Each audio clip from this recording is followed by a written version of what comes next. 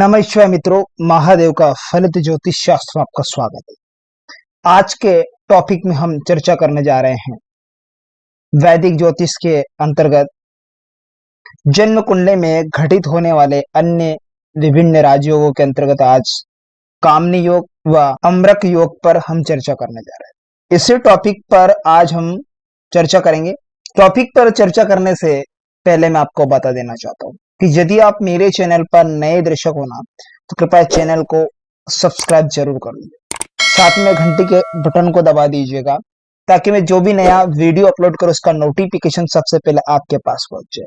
हाँ, खास करके आपसे निवेदन है, कृपया वीडियो को लाइक किया करो। और आपका लाइक करने से कोई पैसा नहीं लग रहा, बल्कि आपका लाइक करना मेरे लिए एक उत्साहवर्धन, मनोबल बढ़ाने का काम करता है। तो इसलिए वीडियो को लाइक, शेयर, कमेंट जरूर कर दीजिएगा। तो बढ़ते बिना समय गवाए फटाफट हमारे टॉपिक की ओर।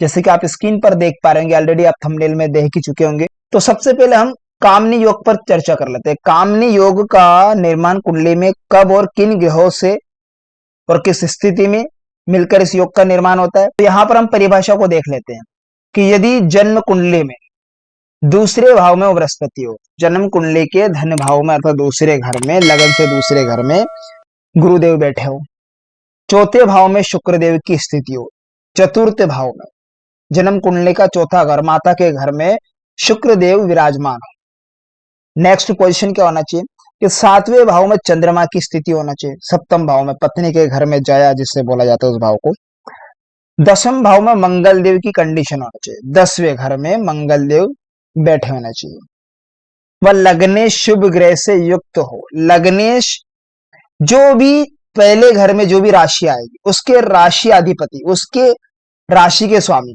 मान लीजिए लगन में वृश्चिक राशि तो उसके स्वामी मंगल देव, वो शुभ ग्रह से युक्त होना चाहिए। किसी भी भाव, किसी भी घर में शुभ ग्रह के साथ में बैठे हो तो कामनी योग का निर्माण जातक की कुंडली में घटित होता है।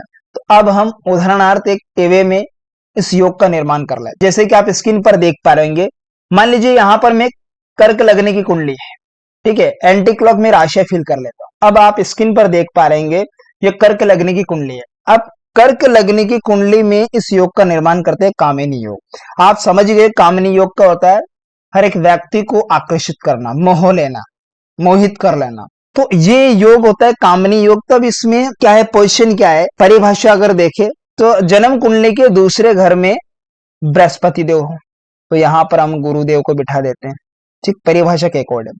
लगन से दूसरा घर, धन भाव, क्लियर।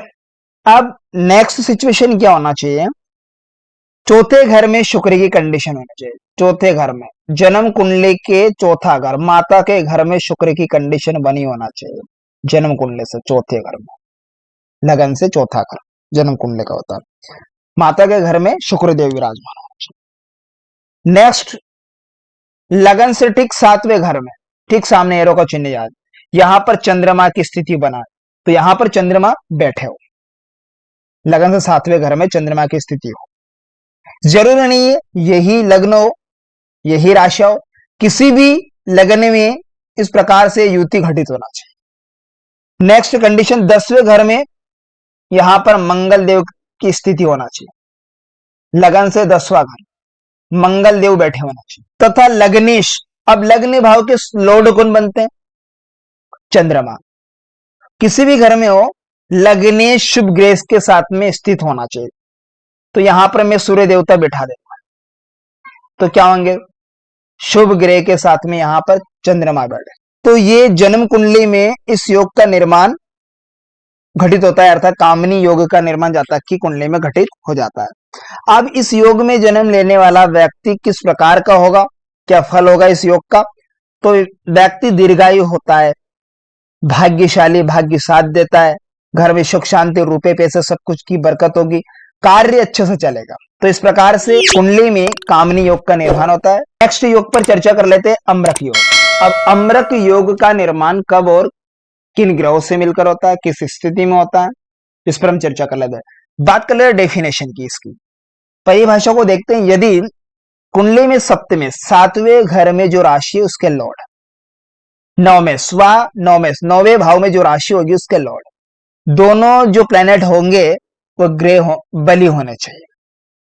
वह सप्तमी 7वें भाव के लॉर्ड व 9वें का राशि परिवर्तन, 9वें घर में जो राशि होगी उसके लॉर्ड राशि परिवर्तन योग हो, अर्थात सप्तम भाव का लॉर्ड उसका स्वामी 9वें भाव में विराजमान हो और 9वें भाव का स्वामी सप्तम भाव में हो, अर्थात सप्तम भाव में बैठे हो, तो इस योग का निर्माण घटित हो जाता है, अर्थात अम्रक योग का निर्माण जातक की कुंडली में घटित होता है। अब स्क्रीन पर देख पा रहेंगे ये सिंह लग्न की कुंडली, क्लियर।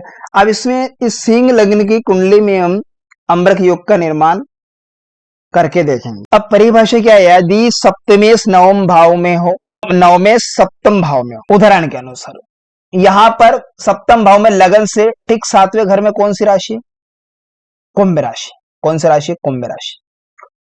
अब सप्तमेश कौन बने, शनि देवता। अब सप्तमेश 9वें भाव में 9वां घर कौन सा होता है, जन्म कुंडली का भाग्य स्थान 9वां घर होता है।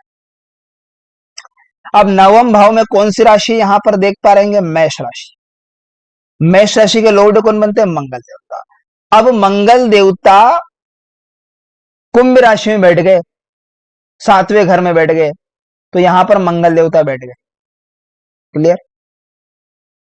अब सप्तमेश कौन बनते, शनि देवता, वो कहा जाकर बैठ गए, अर्थात मंगल की राशि में, तो यहां पर शनि देवता बैठ गए। तो ये क्या होगा, राशि परिवर्तन योग के अंतर्गत ये योग गठित होता है। अब ये दोनों कंडीशन में बली होना चाहिए, दोनों प्लैनेट।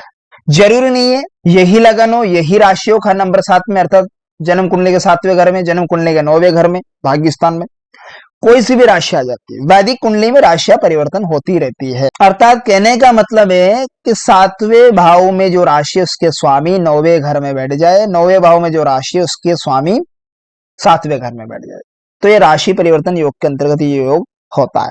तो ये अम्रक योग का निर्माण होता है कुंडली में। अब यदि आप चाहे तो इसका स्क्रीनशॉट ले सकते हैं। अब ऐसे में इस योग का फल क्या होगा, इस योग में जन्म लेने वाला व्यक्ति भाग्यशाली होगा, उसे स्त्री सुख बहुत अच्छा प्राप्त होता है, और जो 50वां जो वर्ष होगा ना व्यक्ति का, विशेष करके भाग्योदय कारक होता है। इस प्रकार से कुंडली में अम्रक योग का निर्माण होता है। या मान लीजिएगा यहां पर देख पा रहे हैं धनु लग्न की उदाहरण के अनुसार, अब इसमें राशि मैंने भर ली, कौन सी राशि किस भाव में आएगी एंटी क्लॉक के अनुसार। अब यहां पर के सप्तम भाव में जो राशि है, कौन सी राशि है, मिथुन राशि। मिथुन राशि के लॉर्ड बनते हैं बुध देवता, वो जन्म कुंडली के 9वें घर में बैठ गए, भाग्य स्थान पर, ठीक है, यहां पर बैठ गए। अब इस भाव में बैठ गए बुध देवता। 9वें भाव में कौन सी राशि है, सिंह राशि। सिंह राशि के लॉर्ड कौन बनते हैं, बुध देवता, वो किसकी, बुद्ध की राशि में बैठ गए, अर्थात मिथुन राशि में बैठ गए सूर्य देव, क्लियर।